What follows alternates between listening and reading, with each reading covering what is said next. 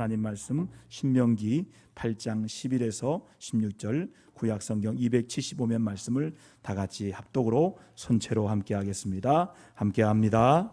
내가 오늘 내게 명하는 여호와의 명령과 법도와 규례를 지키지 아니하고 내 하나님 여호와를 잊어버리지 않도록 삼갈지어다. 내가 먹어서 배부르고 아름다운 집을 짓고 거주하게 되며 또 내 소와 양이 번성하며 내 은금이 증식되며 내 소유가 다 풍부하게 될 때에 내 마음이 교만하여 내 하나님 여호와를 잊어버릴까 염려하노라.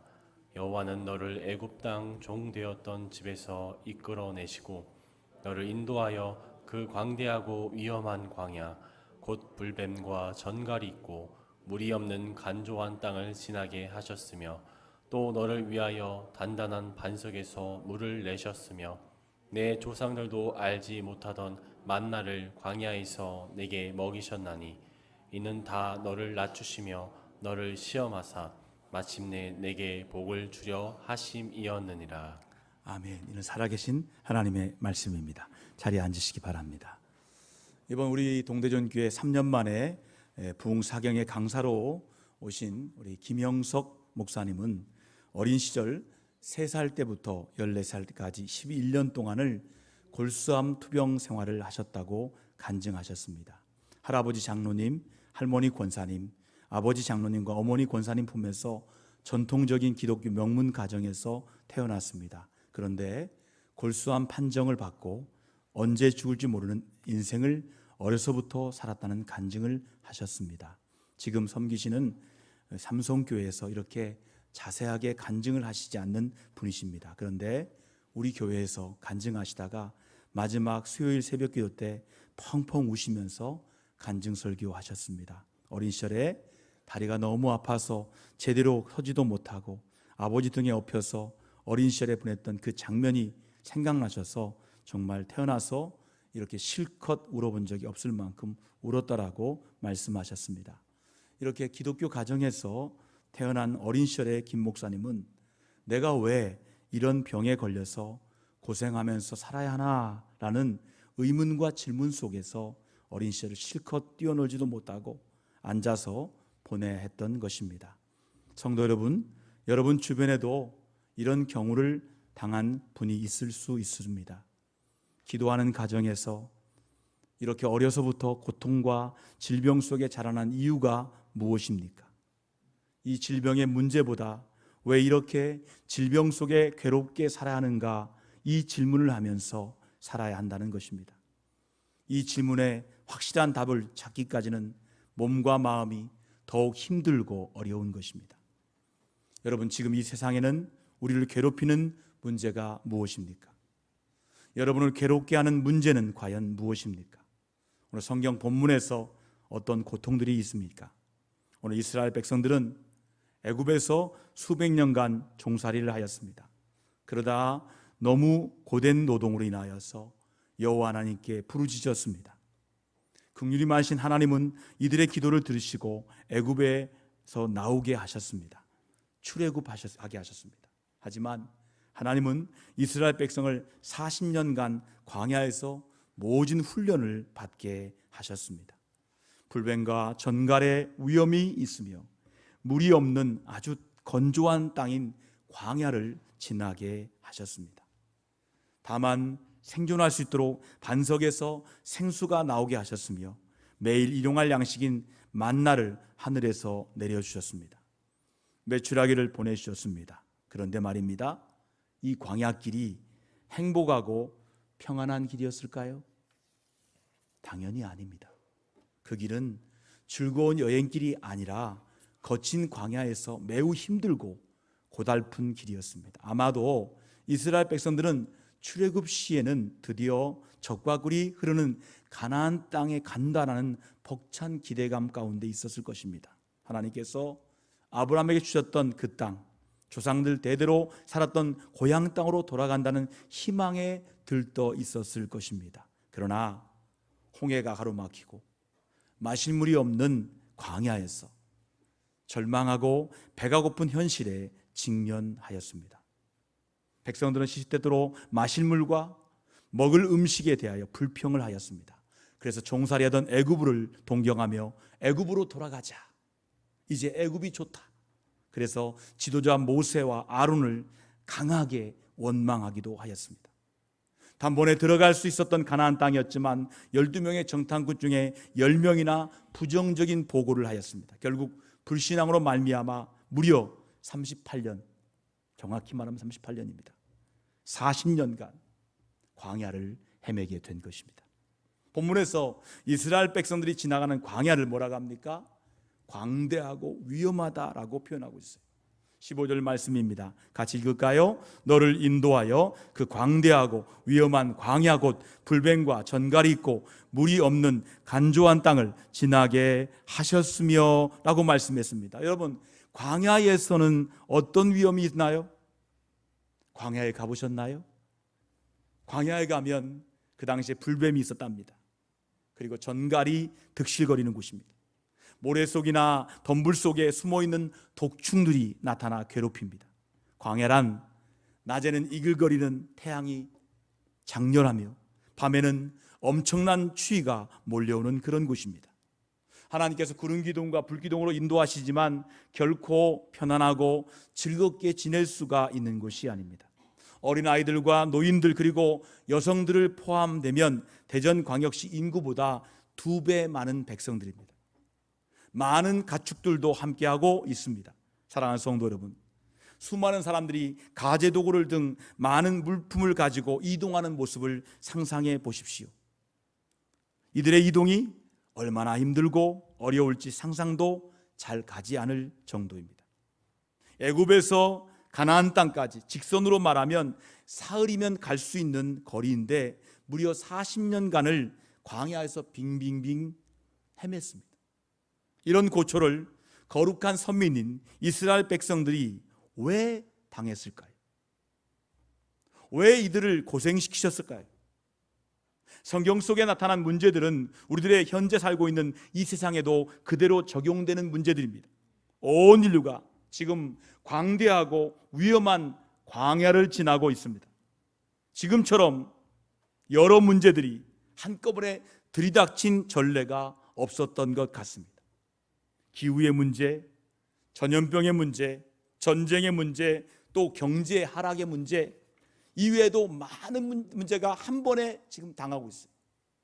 그렇다면 이 광야 같은 세상 많은 난제들을 어떻게 해결해야 하겠습니까? 본문이 있는 신명기 8장은 모세가 가나안 땅으로 들어가기 직전에 이스라엘 백성에게 간곡하게 말하고 있는 장면입니다. 모세가 걱정하는 바는 이스라엘 백성들이 십계명을 지키지 아니하고 여호와 하나님을 잊어버리는 것입니다. 11절 말씀을 확인하겠습니다. 내가 오늘 내게 명하는 여호와의 명령과 법도와 규례를 지키지 아니하고 내 하나님 여호와를 잊어버리지 않도록 삼갈지어다. 하나님께서 이스라엘에게 향하신 놀라운 은혜를 기억하지 못하는 일이 있을까 봐 염려하는 말입니다. 인간적으로만 본다면 출애굽한 이후에 바로 적과 꿀이 흐르는 가나안 땅에 입성할 수 있게 했었다면 좋았을 것입니다. 바로 가면 좋았을 거예요. 그러나 여기에 하나님의 크신 뜻이 담겨 있습니다. 자, 16절 말씀에 나타난 주님의 방법입니다. 주님의 방법을 말씀으로 같이 함께합니다. 함께합니다. 내 조상들도 알지 못하던 만나를 광야에서 내게 먹이셨나니 이는 다 너를 낮추시며 너를 시험하사 마침내 내게 복을 주려 하심이었느니라. 여러분, 왜 하나님께서 이스라엘 백성을 40년이나 그 광대하고 위험한 광야를 통과하게 하셨을까요? 그 이유는 첫 번째, 이스라엘 백성들의 마음을 낮추려고 하셨습니다. 다시 말해 겸손하게 만드는 것입니다. 넘실대는 홍해를 보고 낙담한 백성들로 하여금 바다가 갈라지는 하나님의 기적을 목도하게 하셨습니다. 물 없는 광야의 단단한 바위에서 생수를 내셨습니다. 배고픈 백성들에게 하늘의 만나와 메추라기를 내리셔서 굶주림을 해결해 주셨던 것입니다. 아무것도 할 수 없는 광대하고 위험한 광야에서 오직 하나님만을 의지하게 만드셨습니다. 대개요, 사람이 잘못되는 경우가 언제입니까? 자기 힘과 능력으로 성과를 이루었다라고 자화자찬할 때 문제가 생겨납니다. 지혜자가 말합니다. 교만은 패망의 선봉이요 거만한 마음은 넘어짐의 앞잡이니라. 여러분, 가난하고 병이 들어 건강이 안 좋을 때 예수님을 믿고 교회에 나와 집사가 되신 여성분이 있었습니다. 아주 성실하게 신앙생활을 잘했습니다. 어느덧 건강을 되찾고 하던 장사일도 아주 잘 되어 많은 돈을 벌게 되었습니다. 이젠 장사의 수준을 넘어서 사업으로 크게 성장하면서 너무나 바빠지게 되었습니다. 그러자 교회 주일 예배에 조금씩 빠지게 되었고 어느덧 장기 결석 교인이 되어버렸습니다. 교회에서 전화를 드려도 받지 않고 신방하는 것에 대해서 이리저리 핑계를 대었습니다. 세월이 흘러갔습니다. 그러던 어느 날이었습니다. 그 집사님으로부터 교회로 전화가 걸려왔습니다. 큰 화재가 나서 모든 것이 다 잿더미가 되어버렸다고, 건강했던 몸에 큰 병이 재발했다라고 울면서 말하였습니다. 목사님, 교회에 다시 나와도 되느냐고요. 울먹였어요. 100번 1000번 다시 나오셔야지요. 여러분, 사람은 잘 먹고 잘 살게 되었을 때 그 사람의 신앙이 진짜인지 가짜인지 알게 됩니다. 어려울 때는 몰라요. 잘 되면 알아요. 아, 그 사람의 신앙이 진짜였구나 아니었구나 알게 되는 거예요. 모든 것이 잘 되고 성공하게 되었을 때 겸손해야 하는데 사람의 본성상 그것이 너무나 어렵습니다. 그래서 일부러 어떤 분은 궁핍하게 살려고 노력하는 신앙인들도 있습니다. 자기 재산을 가난한 이들에게 다 나눠주고 평생을 기도하며 자발적 가난으로 살아가는 이들도 있습니다. 자신을 겸손하게 낮추려고 한 것입니다. 그러므로 예수 그리스도께서는 이렇게 말씀했어요. 재물이 있는 자는 하나님 나라에 들어가기가 심히 어렵도다 라고 말씀했어요. 부자이지만 겸손한 사람들이 있습니다. 성경의 아리메스 사람 요셉입니다. 세리 삭개오입니다. 여러분, 하나님께서 왜 광야를 통과하겠습니까? 낮추시려고, 겸손하게 하시려고. 두 번째는 이유가 있습니다. 여러 시험을 통해 신앙을 훈련시키기 위함이었습니다. 이스라엘 백성에게 광야의 길을 가게 하신 주님은 애굽에서 가나안까지 직선거리로 사흘이면 갈 수 있는 길을 40년이나 걸리게 하셨어요. 애굽에 종살이하던 그런 마음으로 가나안 땅에 들어가면 결코 하나님의 뜻을 준행할 수 없었기 때문입니다. 하나님의 백성들은 하나님의 나라의 백성들이 되어야 되는데 종의 마음으로는 들어가면 안 된다는 거예요. 애굽에 종살이한 그 마음으로는 안 되었기 때문입니다. 그래서 사도 바울은 믿는 자들을 군인으로 비유하면서 우리를 그리스도의 병사라고 부릅니다. 디모데후서 2장 3절 다 같이 합독합니다. 함께 합니다. 너는 그리스도 예수의 좋은 병사로 나와 함께 고난을 받으라. 병사로 복무하는 자는 자기 생활에 얽매이는 자가 하나도 없나니 이는 병사로 모집한 자를 기쁘게 하려 함이라. 여러분, 군대 갔다 온 분들은 알 거예요. 군에 가면요 동일한 동작을 계속 반복합니다. 열중 샷 차렷, 눈 감고 할 수 있도록 숙달시키기 위해서 총을 분해했다가 총을 다시 맞췄다가 계속 반복해요. 올림픽에 나가는 운동선수 같은 동작을 수백 번, 수천 번 반복합니다. 축구선수, 권투선수도 동일합니다. 훈련으로 단련되어야 승리할 수 있기 때문입니다. 우리 신앙도 마찬가지입니다. 기도훈련, 찬송훈련, 성경 읽기, 전도훈련 등 그리스도인이라면 해야 하는 이 모든 활동에 숙달되어야 합니다. 여러분, 다니엘은요 신상의 다른 신에게 경배하면 죽임을 당한다는 것을 알았습니다. 그러나 다니엘은 예루살렘을 향하여 난 창문을 활짝 열고 하루에 3번씩 기도 훈련했어요. 결국 그가 위기 가운데 사자굴에 던져 넣음을 당하였지만 기도 훈련함으로 기도했어요. 그랬더니 천사가 사자 입을 탁 봉하여 버렸습니다. 구원을 받았어요. 어린 시절에 골수암으로 고생하던 김영석 어린이에게 기도하시는 어머니 권사님은 무엇이라고 말했기에 그 모든 고통을 잘 견디고 지금의 목사님이 되셨을까요? 뭐라겠다고요? 형서가 그게 다 훈련이란다. 훈련 잘 받아야 쓰임 받는단다 라고 격려하고 아픈 아들에게 용기를 주신 어머니 기도 덕분에 이제는 어엿한 담임 목사님이 되셨습니다. 청년 사역자로 서울의 동안교회 2,000명이 넘는 청년부에서 지금의 김창옥 교수님을 만나게 되었습니다. 무명의 김창옥 청년을 물었습니다. 김 목사님, 저는 되는 일이 하나도 없습니다. 제주도에 있는 아버지는 귀가 들리지 않아서 소통이 잘 되지 않는 분이시고, 어머니는 귀가 안 들리는 아버지와 늘 싸우는 집안에서 살아왔는데, 이렇게 교회 와서 내가 좋아하는 자매에게 거절당하니까 정말 나는 되는 일이 하나도 없는 제주도에서 온 별 볼 일 없는 촌사람이구나 생각하며 낙심이 됩니다. 그때 무명에 낙심한 김창옥에게 김 목사님은 무엇라고 말해 주었을지요? 어떻게 했을까요? 바로 어머니 권사님에게 하신 말씀 그대로 전했습니다. 창우가 그게 다 훈련이다. 훈련 잘 받아야 크게 쓰임 받는다. 이렇게 말해 주었어요. 여러분, 이 말을 들은 그 김창옥 씨는 훈련을 잘 받았습니다. 그래서 지금은 최고의 소통 강사가 되었어요. 1시간 일한 말하면 1,000,000원 줍니다. 놀라지도 않으시네. 1시간에 1,000,000원이에요. 섭외가 안 돼. 굉장한 소통 강사가 되었어요. 여러분, 사랑하는 성도 여러분, 지금 광야와 같은 어려움의 길을 걷고 계십니까? 눈물의 골짜기를 지나고 계십니까? 주님께서 그 어려움과 고통을 통하여 신앙의 단련을 시키고 계심을 믿으시기 바랍니다. 왜 택하시고 사랑하신 이스라엘 백성을 40년간 광대하고 위험한 광야길로 인도하셨는지를 생각하시기를 바랍니다.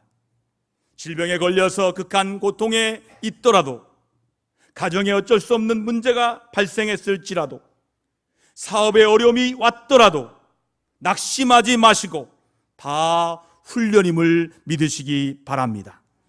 수많은 믿음의 선진들이 극한 어려움을 통하여서 위대한 신앙으로 거듭나 다시 태어났습니다. 세 번째 이유는 마침내 준비하신 복을 주시려고 계획하신 것 때문입니다. 이제 성경으로 돌아갑니다. 마침내 내게 복을 주려 하심이라. 자, 말씀을 읽을 때 여러분을 부르면서 읽겠습니다. 마침내 내게 복을 주려 하심이었느니라. 할렐루야. 이스라엘 백성들에게 복을 주시려고 그 어려운 광야를 지나가게 하신 것입니다. 그럼 복이란 무엇입니까? 오늘 본문에 나타난 내용을 한번 생각해 보시기 바랍니다. 12절과 13절, 자, 같이 읽습니다. 함께 합니다. 내가 먹어서 배부르고 아름다운 집을 짓고 거주하게 되며, 또 내 소와 양이 번성하며 내 은금이 증식되며 내 소유가 다 풍부하게 될 때에. 여러분, 아멘입니까? 어느 누구라도 이런 축복을 싫어하는 사람 거의 없을 겁니다. 당시 이스라엘 백성들이 간절히 소망하는 복이 여기에 다 나타나 있습니다.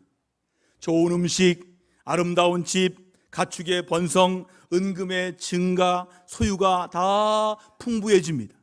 그야말로 젖과 꿀이 흐르는 가나안 땅입니다. 가나안 땅에 들어가 이렇게 잘 먹고 잘 살게 될 것이라고 말입니다. 여러분, 이런 복을 좋아하실 것입니다. 이런 복을 받아 누리시기를 축복합니다. 축복합니다. 여러분, 이스라엘 백성들이 가나안 땅에 들어가 이런 풍족한 복을 살기를 여호와 하나님도 원하셨어요. 다만 두 가지를 지켜야 합니다. 무엇입니까? 첫째, 하나님의 명령, 법도 규례를 지키는 거예요. 즉, 십계명을 지키면 됩니다. 둘째로, 하나님의 그 출애굽의 크신 은혜를 기억하고 잊지 말아야 됩니다. 법과 은혜입니다. 하나님의 법을 지키고 은혜를 잊지 않는 거예요. 그리하면 12절과 13절의 축복이 임하게 될 줄 믿습니다. 그런데 이 축복의 구절을 요즘 말로 각색하자면 다음과 같습니다. 당신이 좋은 음식을 마음대로 먹고 마실 수 있으며 호화롭고 넓은 아파트에서 편안하게 살고 자녀 손들이 모두 잘 되고 사업이 번창하여 빌딩과 좋은 자동차도 사고 은행에 잔고가 넉넉하며 나와 가족 모두가 건강하고 평안하고 풍부하며 넉넉한 생활을 하게 될 때에 어떻습니까? 여러분, 이렇게 살고 싶다면, 살고 있다면 많은 사람들이 이구동성으로 말합니다.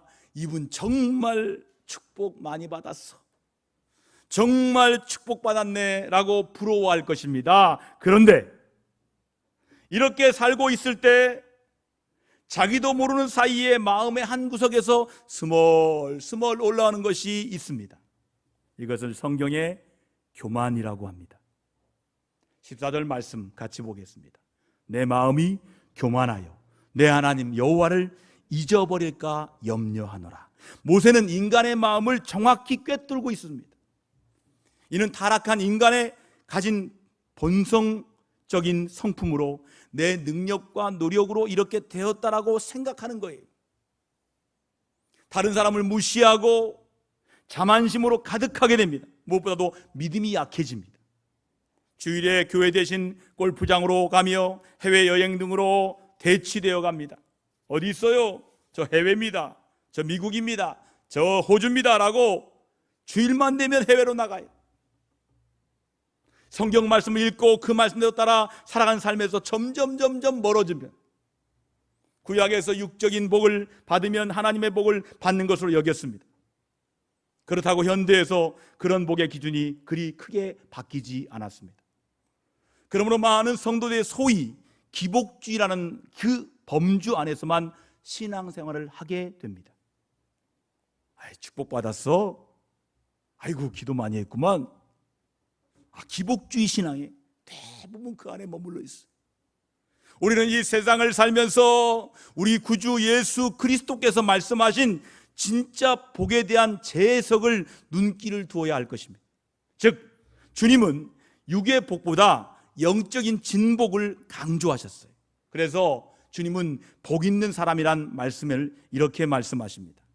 심령이 가난한 자는 복이 있다, 애통하는 자는 복이 있다, 온유한 자가 복이 있다, 의에 지르고 목마른 자가 복이 있다, 긍휼히 여긴 자가 복이 있고 마음이 청결한 자, 화평케 하는 자, 의를 위하여 박해를 받는 자가 복이 있는 자라고 말씀하십니다. 모두 영적인 진복이라고 말할 수 있습니다. 여러분, 그러므로 이런 팔복의 신앙인이 진짜 천국 백성이에요. 여러분, 결론적으로 말씀드리겠습니다. 고통 속에서 우리가 견딜 수 있는 힘이 무엇입니까? 하나님의 음성입니다. 그게 다 훈련이다. 한번 해볼까요? 그게 다 훈련이다. 믿음으로 듣는 하나님의 음성이에요. 종교개혁자 존 칼빈, 잔 칼빈 이렇게 부르기도 해요. 원래 발음은 잔 칼뱅입니다. 이 잔 칼뱅은 말했어요. 교회는 훈련받는 곳이다. 훈련받지 않으면 교회가 교회답지 못하다는 것입니다. 여러분, 훈련받은 뒤에 축복을 준비하신 하나님을 믿으시기를 바랍니다. 여호와 하나님께서 이스라엘 백성들을 광야를 통과시키면서 낮추시고 시험하시고 훈련하신 의도는 진짜 복을 주려는 거예요. 그럴수록 우리는 교만을 다 버리고 오직 주님의 말씀에 순종하고 하나님의 은혜를 기억함으로 영육 간의 진정한 복을 더욱 더 많이 받는 저와 여러분 모두가 되시기를 축복합니다.